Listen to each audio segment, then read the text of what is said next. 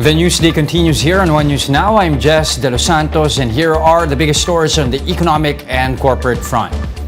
The Bangko Sentral hopes to start cutting benchmark rates by 2024. Governor Felipe Medalla says the BSP hopes monetary policy will be much looser once pent-up demand is gone. However, Medalla says that while they are confident that inflation will normalize, the central bank is unlikely to trim rates this year. Monetary policy would also still depend on how the Federal Reserve moves, as tightening in the U.S. is, quote, far from over.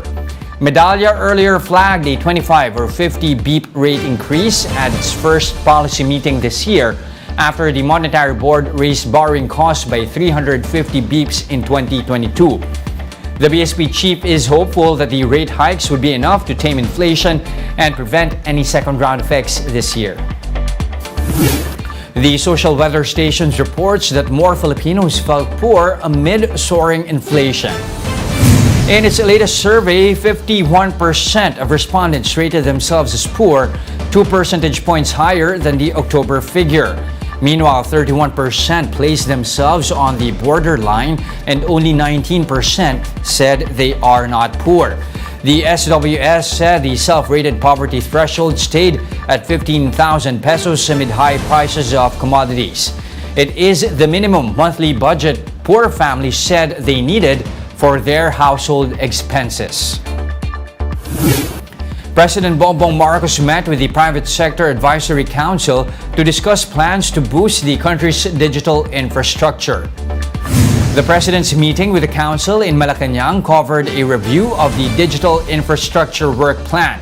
The meeting also tackled updates on the ongoing SIM card registration, according to the Office of the President. Meanwhile, airport authorities have canceled more flights due to bad weather today, January 13. The latest flight advisory shows that flights to and from Virac, Masbate, Naga, and Surigao have been canceled. The affected Cebu Pacific and Cebgo flights are now flashed on your screens. The flight cancellations come as Pagasa warns that a low-pressure area may bring heavy or intense rains in the several regions in the country. This includes areas like Quezon Province, Albay, all the way down to the Zamboanga Peninsula. We'll be back with more stories after the break. Keep it here on One News Now.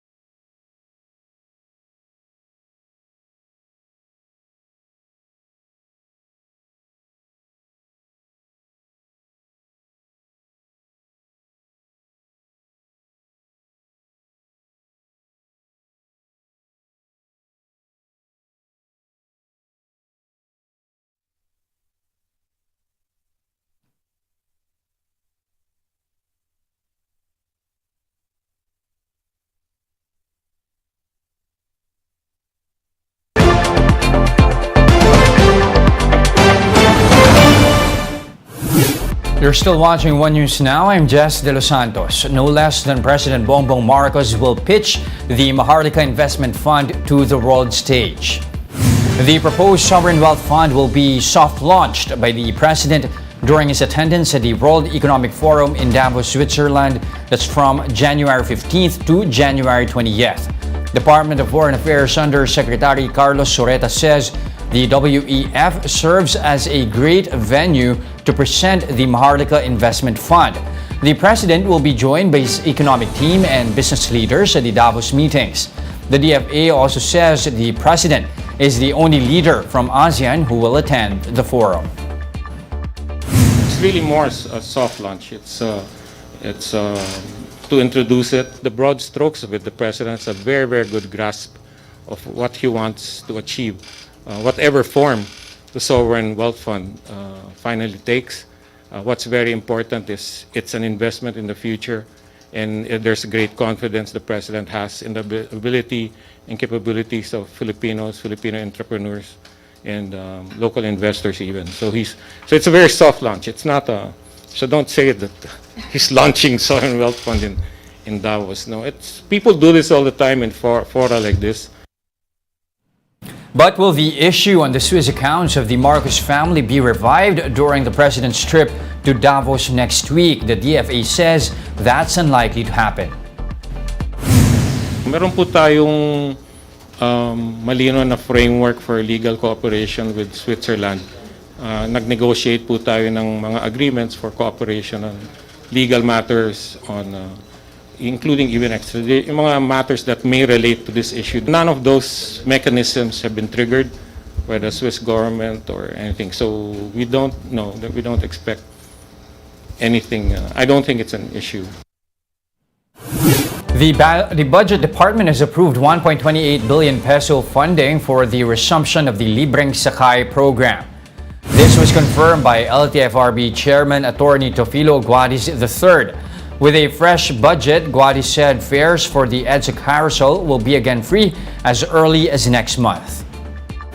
February na po, we will be starting with the Libreng Sakay. We'll try to stretch it to until about July po. Depende po sa aming sa usapan po namin with the two bus groups. Meanwhile, Guadis said they plan to set up the parameters as to when Grab may implement a surge fee. Commuters and transport groups have slammed the TNVS company for collecting additional fares. Hindi pwedeng you allow just one party to set the pricing. While it is true that they have this mechanism, still the government as a regulatory, in its regulatory function, should be able to define kailan ka ba pwedeng mag-increase. The Civil Aviation Authority blames the New Year's Day airspace shutdown on a damaged circuit breaker. CAAP Director Captain Manuel Antonio Tamayo disclosed this during the Senate's investigation into the matter. Tamayo, though, was grilled for initially claiming that it was due to issues in uninterruptible power supply or UPS. He added that their technicians are taking care of the system despite the absence of a third-party support. Wala pong proper maintenance ang circuit breaker? Minimum maintenance actually. Ang ginagawa lang ho ng mga technicians dyan is to check yun hong mga nuts kanina na nakita natin. They make sure it is tight. In the same hearing, former Transportation Chief Art Tugade denied allegations of a budget diversion. He was under fire for supposedly transferring 13 billion pesos allotted for air traffic system maintenance. Wala hong na-divert pagkat ang project ng CNS-ATM is what we call a loan-funded project. Kahigpit-higpit ho ng JICA. Wala ho sa amin yung pera. May proseso ho dyan kung kailan i-release. Rini-release ba yung pera sa DOTR? Hindi po. Rini-release yan sa mga kontraktor. Elon Musk was the richest man in the world, but he might not be able to reclaim that top spot. In 2022, he became the first person ever to have $200 billion of his own money erased. Anders Melin reports on Bloomberg TV. How did he lose $200 billion in a year? So 2022 shaped up to be sort of a perfect storm for Musk. Part of it in his own making.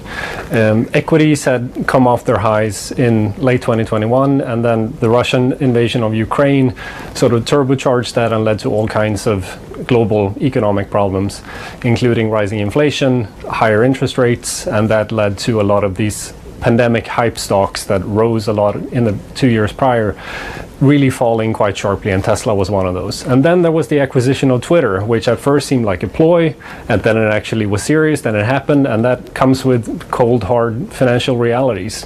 It cost Musk a lot of money, and it also tied up his personal finances in a way that hadn't really been the case in the past, and it's taking a lot of time away from his focus on Tesla.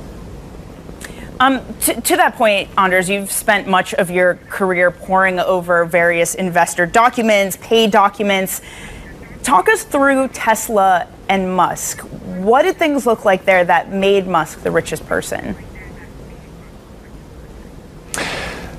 So there are three things that made Musk the person that he is in terms of wealth. So he's received over the years 3 really large compensation packages from Tesla, bunches of stock options, and they've helped build his stake in the company. But more importantly, they've been really great pieces of advertising because they've been so big and so audacious in their nature and size that they've sort of set the agenda for where the company is headed, and it's made Tesla stay at the top of the discourse over the years. And that in turn, I think you can argue, has helped build and solidify Musk's base of really die-hard investor fans. And that's helped prop up the share price. But now when people are more worried about where things stand with the company and how he spends his time at Tesla versus Twitter, I think you're seeing the result in the share price that people aren't so certain anymore, at least not in the short term. For more updates, visit News 5, the Philippine Star, and Business World online. Visit our website, onenews.ph, for more in-depth analysis. You can also catch One News on the Signal Play app. Register for a free account now at www.signalplay.com and stream One News live anytime, anywhere. I'm Jess De Los Santos. Join us again at 2 p.m. We are One News, all sides, all the time.